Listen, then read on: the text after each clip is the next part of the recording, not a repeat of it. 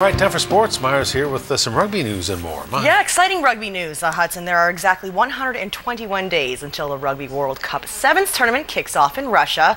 This week, our Canadian boys find out who they will face in pool play. The World Cup draw takes place on Thursday. Coach Garen John will have a handful of international matches to monitor before picking his men for Moscow. And there they are. The boys are hard at work at West Hill Stadium in Langford, focused on another huge international tournament. The prestigious Hong Kong Sevens is the next and biggest stop on the Rugby World Series circuit and is the 6th in the series. Canada has traditionally fared well in front of the large Hong Kong crowds. They finished with a 5-1 record in last year's installment. Well, so much for our underdog status. Canada is considered one of the favorites in Group D, with opponents Fiji, Spain, and the hosts from Hong Kong. It's probably the tournament that every player wants to go to, I will say that, and we have to select the team after this weekend, so that's going to be a few sleepless nights picking that squad of 12, but at the moment it's a nice headache to have, and everybody's looking forward to it. We've got a pool of Fiji, who we beat in Wellington, we've got Spain, who we've beaten this year, and we've got Hong Kong, who it'll be their first tournament, so it's an opportunity for us to progress as we have done, like we did in Vegas and Wellington, and if we put the work in like we did today, then hopefully we can do it. Absolutely, we go in with the idea, top 8, and if we don't go top 8, 4-2 on the weekend, which usually puts us in a championship game, so hopefully we can repeat. Well, having captured hardware in their last 2 consecutive tournaments, coming home empty-handed would be a huge step backwards. Canada now sits in 10th overall in the World Series standings, and their rise up the ranks has not gone unnoticed.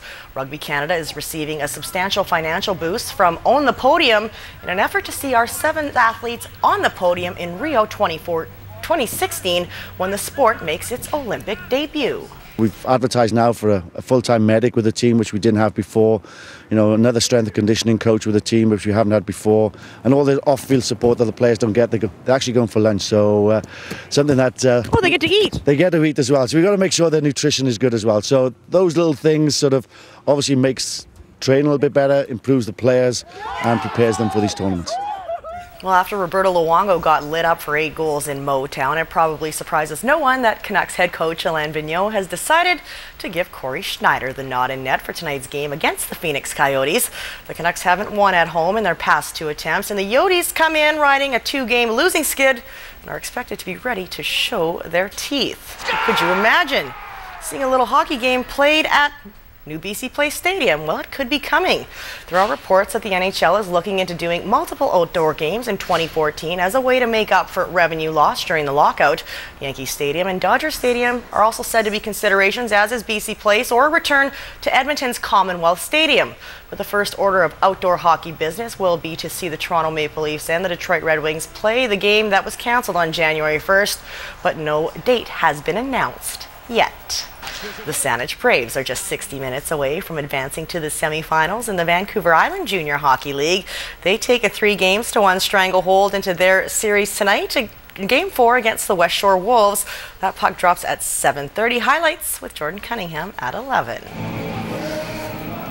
Jamie Benz, number 12, proudly hanging from the Raptors at Panorama Rec Center. His Panthers hosting the Victoria Cougars for Game 4 of their playoff series last night. First period tied at 1. Behold some mastery by Sam Rice. This guy creates plenty of room out there. Just ask Dane Feeney. 2-1 Cougars. Rice went under the radar this season despite 96 points in 47 games, and he'd have another big night last night. Second period, Rice picks up a second assist right there on Ben Kinchella's goal, much to the delight of the Cougar posse, who made the trek to North Saanich, and I'm sure they're glad they did. Cougars roll 8-1 the final. Rice had 4 assists. Now the Cougars can close out the series with a win Thursday in Esquimalt.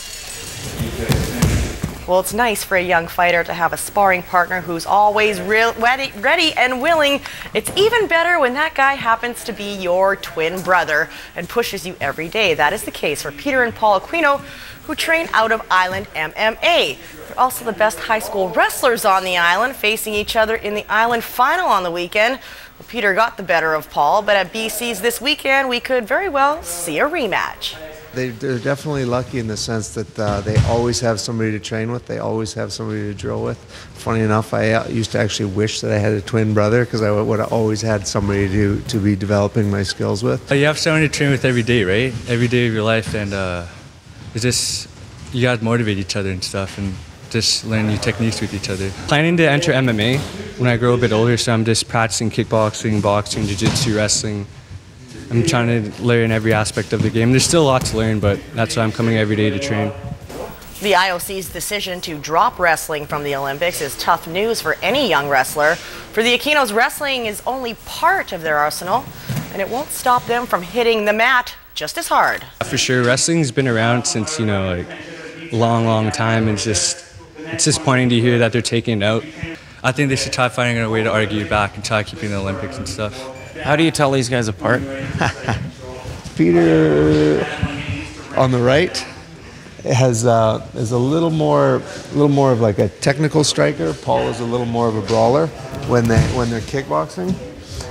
When they're grappling, wrestling and doing jiu-jitsu, they seem identical to me. Do you think Peter and Paul have a sister Mary that is also a wrestler? I think they do. They should. I don't know if she's a wrestler, but anyway, we'll see it about 6:45. Back with Alan Report. You got it. Okay, we'll take a break. Back with more. Adam has arts and lifestyle for you.